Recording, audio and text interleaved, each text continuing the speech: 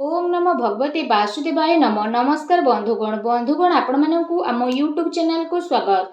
Friends आज ए video रे आमे आपण मानकु कहिबा पई जाउछु आगामी ए 56 घंटा आपण को पई किपरि साब्यस्त हेबो, केउ प्रकार आगामी 56 घंटार समय को आपण माने साब्यस्त करिवे, केउ प्रकार दिन आपणकर साब्यस्त हेबो, केउ सबु जिनिस रे आपणकु फायदा हेबो, केउ सबु जिनिस रे आपणकु असुविधा रहइबो पड़े, आपणकर लव लाइफ किपरि रहइबो, कैरियर किपरि रहइबो, बिजनेस आउ व्यापार किपरि रहइबो एवं स्वास्थ्यर किछि महत्वपूर्ण इन्फॉर्मेशन मध्ये आमे आपण मानकु देबु। आउ ए वीडियो रो शेष रे आमे आपण मानकु किछि उपाय विषय कहबू जहा द्वारा आपण ए दिन को आहुरी अधिक शुभ और मंगलदायक साब्यस्त करि परिबे। तेनु आगो को वीडियो आरंभ करबा पूर्व आमर आपनकु रिक्वेस्ट कि जदि आपण आमर ए चैनल ले नुआ आछन तो चैनल को सब्सक्राइब करंतु, सांगरे नोटिफिकेशन बेल को मध्य ऑन करंतु, जहा द्वारा समय समय रे नुआ नुआ वीडियो रो नोटिफिकेशन आपनक पाखरे पहुंची जिवो। तो आसंतु जानिबा किपरि रहिबो आपनक पई विशेष भाबरे आगामी ए 56 घंटा। जदि विशेष भाबरे आमे आपण मानकु कहिबू ए 56 घंटा विषय रे, तो ए समय रे आपणकर आर्थिक स्थिति काफी अनुकूल रहिबो। आर्थिक लाभ पाई ए दिन रे आपणकु बहुत भल रकम धन प्राप्ति हेबो। व्यवसाय संबंधित किंबा बाहर कंपनी संबंधित कार्य रे मध्य विशेष भाबरे आपणकु बहुत ही भल लाभ प्राप्ति रो संभावना मध्य बनुची। ता सहित ए दिन रे बाहर काम कार्य को नै मध्य आपण किछि यात्रा करि पारती, जहा आपणक पई अवश्य ही लाभदायक भरा सिद्ध हेबो। ता सहित जदि कहिबा शिक्षा क्षेत्र रे मध्य आपणकु अनुकूल परिणाम विशेष रूप रे प्राप्त हेबो। आउ उच्च शिक्षा पई प्रयासरत लोक मानकु मध्य बहुत ही भल लाभ प्राप्त हेबो। आपणक ज्ञान रे बुद्धि हेबो। आउ वरिष्ठ तथा गणमान्य लोकंक द्वारा आपणकु अवश्य ही प्रशंसा प्राप्त होई जिवो। काम कार्य क्षेत्र रे मध्य ए दिन रे आपण किछि नुआ करि परिबे, जहा आपणक पई अवश्य ही आगकु जाई भल साब्यस्त हेबो। पूरा परिवार रे आपण समस्ते पूरा जोश रे सहित रहिबे। आउ घर परिवार रे हर्ष उल्लास रो माहौल देखिबा को मिलिबो।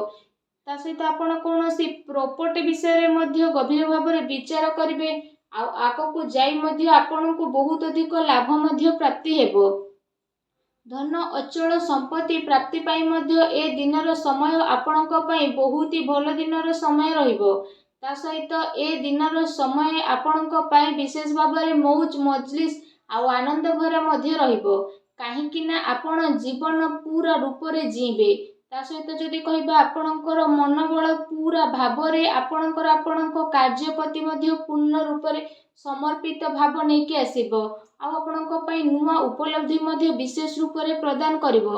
आपणकर टिके भी परिश्रम रो फल आपणकु भरपूर रूप रे मिलिबो, जहा द्वारा आपणकु काफी खुशी रो अनुभव मध्य हेबो। एहा सहित जदि कहिबा एहा पई आपण समय रो सदुपयोग करंतु, काहे कि ना आपणकु बहुत ही भल लाभ प्राप्ति हेबाको जाउछि, जहा द्वारा आपणकु काफी खुशी मध्य अनुभव हेबो।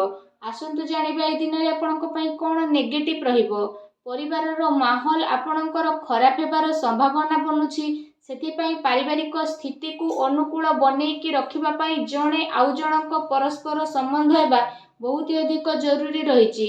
आपण साहसी तथा पराक्रमी व्यक्ति हेबा सहित दायित्ववान मध्य रहिबे। सेति पई आपण निजर घर परिवार प्रति भल भावना रखि कि जणे आउ जनकु जोड़िबा पई चेष्टा करंतु। एहा सहित जदि विशेष भाव रे कहिबा आपणकर कार्यस्थल को नै किछि असंतुष्टि भाव मध्य आसी पारे, काहे कि ना आपण जेतिकी परिश्रम करिवे कि आपणकु लागिबो कि आपणकु सेतिकी परिणाम मिली नाही।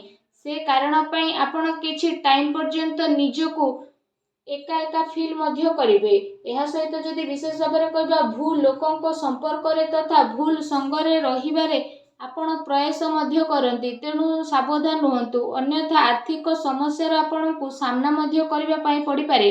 मानसिक अशांति सहित कार्य व्यवसाय रे मध्य आपणकर व्यवधान विशेष रूप रे उत्पन्न हेबो।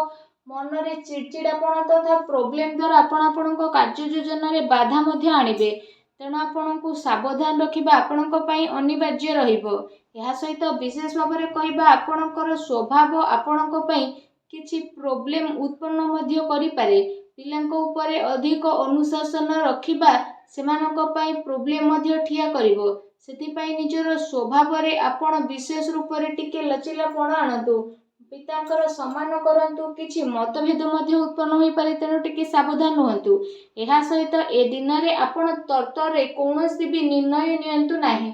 ଯଦି ଆପଣ ସବୁ କାମକୁ କରିବାକୁ ଚାହୁଁଛନ୍ତି ତ ଆପଣଙ୍କୁ ସବୁ ମିଳିବ, କିନ୍ତୁ ତରତର ହୋଇ କଲେ ନୁକସାନ ହୋଇପାରେ। ଅଚାନକ ଯାତ୍ରା କାରଣରୁ ଆପଣଙ୍କୁ ବିଶେଷ ରୂପରେ ଚିନ୍ତାର ଶିକାର ମଧ୍ୟ ହେବା ପାଇଁ ପଡ଼ିପାରେ। ଉଦ୍ଧାର ମାଗୁଥିବା ଲୋକଙ୍କୁ ନଜରଅନ୍ଦାଜ କରନ୍ତୁ। ମତଭେଦର ଗୋଟେ ଲମ୍ବା ସଂଖ୍ୟା ବନିବ, ଅନ୍ୟଥା ଆପଣଙ୍କୁ ସାମଞ୍ଜସ୍ୟ ବନେଇ ରଖିବାରେ ମୁସ୍କିଲ ମଧ୍ୟ ଆସିପାରେ, ତେଣୁ ଆପଣ ଟିକେ ସାବଧାନ ରୁହନ୍ତୁ। ଆସନ୍ତୁ ଜାଣିବା ଆପଣଙ୍କର ଲଭ୍ ଲାଇଫ୍ ଏ ଦିନରେ କିପରି ରହିବ। ଯଦି ଆପଣଙ୍କର ଦାମ୍ପତ୍ୟ ଜୀବନ ବିଷୟରେ କହିବା ତ ଏ ଦିନରେ ଆପଣଙ୍କ ପ୍ରେମ ଜୀବନ ପାଇଁ ବହୁତ ହି ଭଲ ଦିନ ରହିବ। ତା ସହିତ ପ୍ରେମ ମାମଲା ପାଇଁ ମଧ୍ୟ ବିଶେଷ ଭାବରେ ଏ ସମୟ ଆପଣଙ୍କ ପାଇଁ ଅତି ଉତ୍ତମ ରହିବ। ବିବାଦରୁ ଆପଣ ଦୂରେଇକି ରୁହନ୍ତୁ।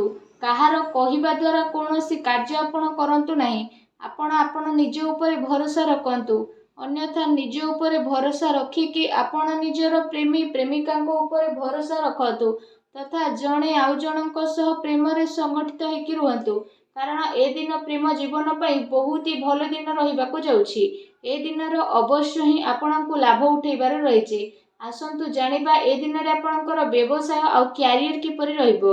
ନିଜର ଯୋଜନାକୁ ଆପଣ କାହା ଆଗରେ ବିଶେଷ ଭାବରେ ଅଧିକ ଜାହିର କରନ୍ତୁ ନାହିଁ।